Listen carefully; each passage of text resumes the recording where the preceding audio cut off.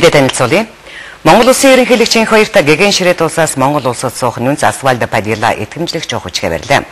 Гэгэн хутагт 16 дугаар Бенедиктийн мэндчилгээг Нүнц Асвальдо Падилла Монгол Улсын төрийн тэргуунд энэ үеэр уламжилсан юм а. Ерөнхийлөгч энх баяр. Гэгэн ширээд улс манай улсад хүмүүнтгийн чиглэлээр эмнэлэг сургууль туслаа үзүүлдэгт баяртай байна. Ганцууд зэрэг байгалийн гамшиг манай тохиолдолд гэгэн ширээд улс хүмүүнлэгийн туслаа үзүүлж ирснийг монголчууд мэднэ. Мөн манай эрдэмтэн судлаачид гэгэн ширээд улсад түүхэн бичиг баримт судалдаг. Таныг нүнцээр ажиллах хугацаанд хүмүүнлэгийн чиглэлийн ажил үргэлжилж шинэ ажил өрнөн гэж найдаж байна гэлээ. Нүнц Падилла хоёр орны найрамдлын харилцааг бэхжүүлэн хөгжүүлэхийн төлөө хичээн ажиллана. Монгол улс шашин сүмүүдэд нээлттэй байгааг Ромын пап мэддэг. Бид энэ нээлттэй байдал талархаж байна. Цаашид гэгэн ширээд улс Монгол улсад техникийн болон материалын тусламж үзүүлж хүмүүнлэгийн чиглэлээр ажилласаар байх болно гэлээ. Хөтөлбөрт компьютер хөтөлбөр хэрэгжиж эхлээд эхний компьютерууд ороод ирсэн байгаа. Ирэх 9 дугаар сарын 1-нд гэхэд Монголын 20 мянган сурагч зөөврийн компьютертай болно. Одоогийн байдлаар багш нарыг бэлдэх программа Монгол олох ажлууд хийгдэж байна. Монгол Улсын ерөнхийлөгч Америкийн нэгдсэн улсад хийсэн айлчлалын үр дүн хүүхэд бүрт компьютер хөтөлбөр манай улсад хэрэгжиж эхлээд байгаа. За хөтөлбөрийн хүрээнд нийт 20 мянган компьютер орж ирэх ёстой. Үүнээс 10 мянган тусламжийн хүрээнд 10 мянгаыг засгийн газраас худалдаж авахар болоод байгаа. Одоогийн байдлаар 9 мянган компьютер ирээд байгаа бөгөөд за тэдгээрийг сургуулиудад тараах бэлтгэл хангагдаж байна.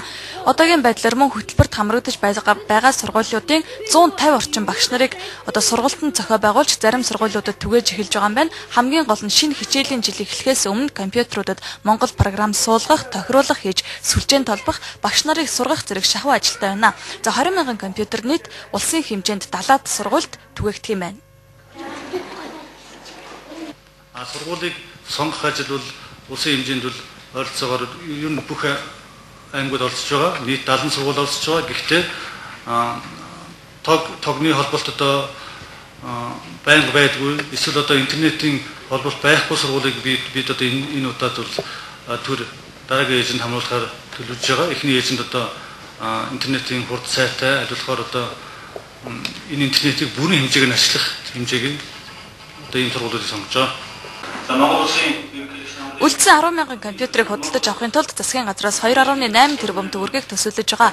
Ирэх хичээлийн шинэ жил буюу одоо 9 дугаар сарын 1-нд гэхэд 20 мянган компьютер бүгдээрээ сурагчдын гар дээр очсон байна гэж боловсрол соёл шинжилгээний яамныхан мэдээлж байгаа юм. За түүнээс гадна нэг компьютер нэг сурагчид очихдоо тухайн хүүхдийн өмч болох байхаа гэдэг яриа анх гарч байсан бол харин одоо сургуулийн дансанд бүртгэлтэй харин хүүхдүүд гэрлүүгээ авч явж болно гэдэг мэдээллийг өгч байгаа юм. Тухайн сурагчдаа одоо сургууль гэрээ байгуулж компьютерыг эзэмшүүлэх юм байна. За нэг компьютер $200 үнэтэй учраас эцэг эхэн зөвшөөрсөн тохиолдолд хүүхдүүд мөн компьютерыг худалдаж авч өөрөө авч болох юм байна.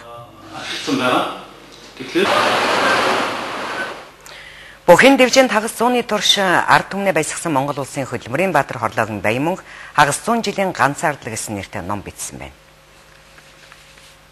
За түүний бичсэн номноос хийж бүтээхийн ялан дийлдэшгүй их хүсэл ундран байхыг уншигчид мэдрэхээс гадна ямар ч бэрхшээлийг даван туулж болдгийг зохиогч өөрийн амьдралын түүхээр харуулсан байна. Би амьдралынхаа түүх болсон номоо бол яг үннийг л бичээд үлдээч.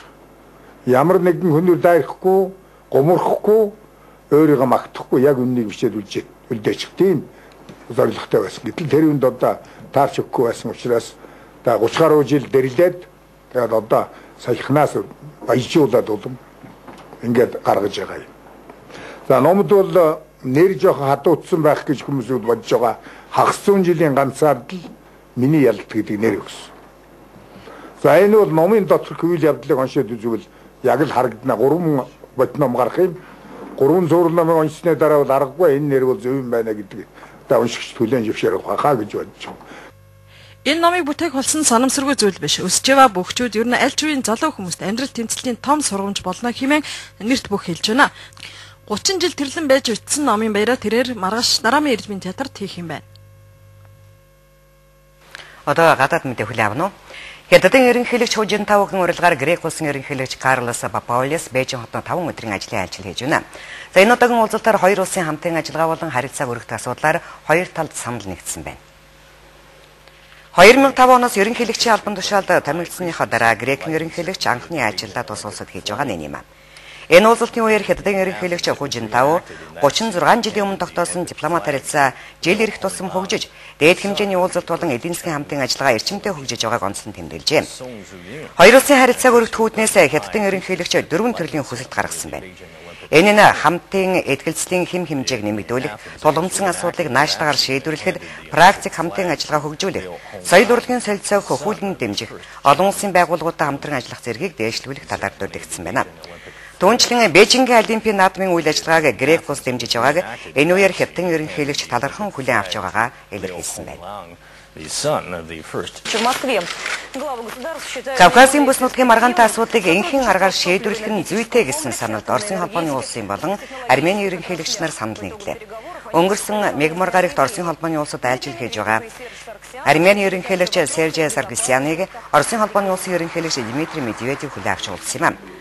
Хоёр улсын төлөөлөгчид эдийн засаг болон улс төрийн хүрээнд хамтын ажиллагааг хэрхэн хөгжүүлэх талаар авч хэлсэн байна. Уулзалтын үеэр хоёр улсын төрийн тэргүүнээр ерөнхийлөгчийн хамтарсан баримт бичигт гар үсэг зоржээ. Энэ баримт бичигт ихтгэлцэл дээр тулгуурлан стратегийн хамтын ажиллагааг хөгжүүлэх болсон байна. Кавказын бүс нутгийн маргаантай асуудлын хүрээнд Оросын холбооны улсын ерөнхийлөгч Медведев олон улсын эрх зүйн хэм хэмжээний дагуу асуудлыг шийдвэрлэх нь зүйтэй гэсэн байр сууриа баримталж байгаагаа илэрхийлсэн байна. Эрх буруу гарагт Венд бол Оросын холбооны улс Испаний хөл бөмбөгийн тэмцээний сертификатыг Оросын холбооны улсын хөл бөмбөгийн холбоо худалдаалж эхэллээ.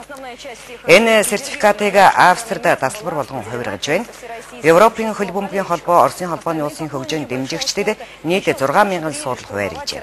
Одоогийн байдлаар Москвад нэг сертификат 3-аас 11 мянган рублээр худалдаалагдаж байгаа бөгөөд тэмцээнийг үзэхийг хүссэн иргэдэд энэ нь хангалттай биш байна гэсэн гомдлыг гаргаад байгаа юм байна. Для тех, кто не успел стать обладателем сертификата, единственное... Улсын хилээр зэвсгийн эданг нэвтрүүлсэн хэрэгт буруутгагдан 5 сарын туршид Оросын холбооны улсын шоронд хоригдсон Америкийн нэгдсэн улсын номлогчийг өнгөрсөн мянмар гарагт суллажээ. Москвадын шүүх түүнд 3 жилийн ял оноосон хэдийч ялын зөөлснөөр номлогч Филипп Майс суллагдсан байна. Өмнөд Каролина мужийн Конвей дахь Кристин сумын номлогч Москвагийн олон улсын нисэх буудалд газар туяар гар цүнхнээс нь бууны сум болон эдан гэлэрч хэрэг татагдсан юм. Индонезийн нэгэн оюутан эсэргүүцлийн жагсаал цуглааны үеэр амь насаа алдсантай холбогдуулан 1000 гаруй иргэн нийс лотын гудамж талбайд эсэргүүцлийн жагсаал цуглаа хийсэн байна. Тэдгээр оюутны төлөөлөгчид шатхууны түлшний үн их хэмжээг нэмэгснийг эсэргүүцэн жагсаал хийжээ. Жагсаалыг зохион байгуулагчид парламентын ордонд нэвтрэхийг завдан цагдаагийн хүчинтэй тулгарсан байна. Тус улсад шатхуун түлшний үн энэ жил гарсаар 30% нэмэгдээд байгаа нь иргэдийн бухимдлыг дээд зэгт нь хүргэсэн юм. Тав хүндүүд Монголын мэдээ агентлагаас бэлтгэсэн мэдээ сурвалжлах танилцууллаа. Үйл явдлын өрнөлийг цагийн хүрд мэдээллийн хөтөлбөрөөр хүлээн авч үзээрэй.